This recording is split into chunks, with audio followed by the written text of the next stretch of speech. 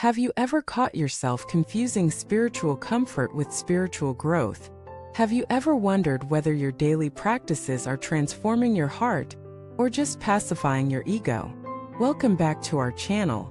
In this space, we go beyond the surface of self-help trends and dive into the deeper truths of real inner transformation. Today's episode confronts a tough question, but one that every serious seeker must eventually face. Are you truly walking the path of awakening? Or have you become addicted to the illusion of feeling spiritual while avoiding the real work? It's easy to confuse comfort with progress. You light incense, chant mantras, read sacred texts, visit temples or spiritual centers, and feel temporarily uplifted. Your heart softens, your mind calms, your sense of peace deepens. These experiences are beautiful, but if you're honest, do they actually change how you treat others? Do they dismantle your pride? Do they challenge your ego's assumptions? Or are they just another way to escape? This is the paradox of modern spirituality. The very tools meant to awaken us can become traps when they are used to reinforce the self rather than transcend it. We fall in love with the feeling of being spiritual but avoid the discomfort that true transformation demands. Real practice isn't always beautiful. Sometimes it's brutal. It drags your illusions into the light. It forces you to see the parts of yourself you've spent years hiding behind compassion quotes and curated meditation playlists.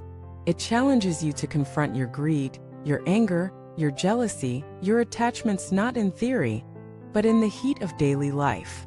That's where the real path begins. It doesn't begin in the temple.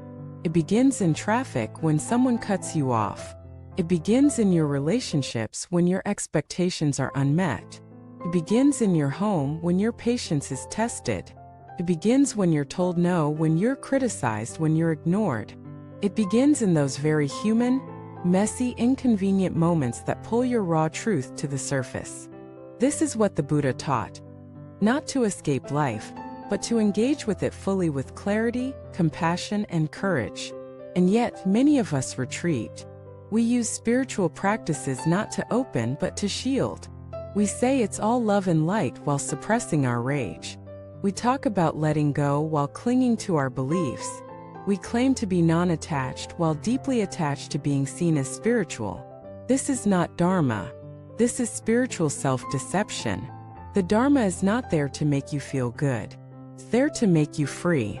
And freedom, real freedom, often begins in discomfort, because it means losing what no longer serves, shedding skins, releasing identities, facing the truth not as a concept, but as a fire that burns away everything false. The Dharma doesn't coddle the ego, dismantles it. So if you're always feeling good on your spiritual path, chances are you're not on it. Let that sink in. This is not a condemnation. It's an invitation to get real, to stop chasing the feeling of growth and start engaging with the process of it. It means asking yourself hard questions.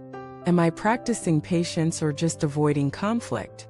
Am I really forgiving or just suppressing pain to keep the peace? Am I meditating to awaken or just to escape my anxiety? Am I reading teachings to apply them or just to collect wisdom like trophies? The answers to these questions will tell you whether you're practicing the Dharma or performing it. Real Dharma doesn't always look holy. Sometimes it looks like silence when you want to lash out. Sometimes it looks like apologizing when your pride wants to be right. Sometimes it looks like leaving what's familiar because your soul knows it's time to grow. And sometimes it looks like sitting in the dark with your brokenness, not to fix it, but to witness it, to honor it, to love it without needing it to be different. Because that too is part of the path. The lotus blooms in mud, not in sanitized, filtered pretty spaces. And so must you. True spiritual practice will humble you. It will make you realize how far you still have to go. But it will also open your heart in ways you never thought possible. It will soften you, not in weakness but in strength, the kind of strength that comes from no longer needing to defend who you are. It will make you more honest, more kind, more clear. Not because you're trying to be good, but because you're no longer run by your wounds. That's what the Dharma does. Not in one day, Not with one retreat, but slowly, quietly, relentlessly, until one day you look back and realize you're no longer who you were, and yet more yourself than you've ever been. But it starts with one question. Are you willing to be uncomfortable? Because if you are, the path is waiting, not outside you but right where you are. In your breath, in your resistance, in your shadow, in your tenderness, and in the courage to stop pretending and start practicing. Let the incense burn. Let the mantras rise. But let them be tools, not traps. Let them bring you back not to a fantasy, but to your own raw, beautiful, imperfect, luminous truth. Thank you for watching this video. If you've ever confused spiritual comfort with real growth, or found yourself stuck in patterns of self-deception, you're not alone. Share your reflections in the comments. Let us walk this path with honesty and humility. Don't forget to like, subscribe, and share this with someone who is ready to go deeper. We'll see you in the next video.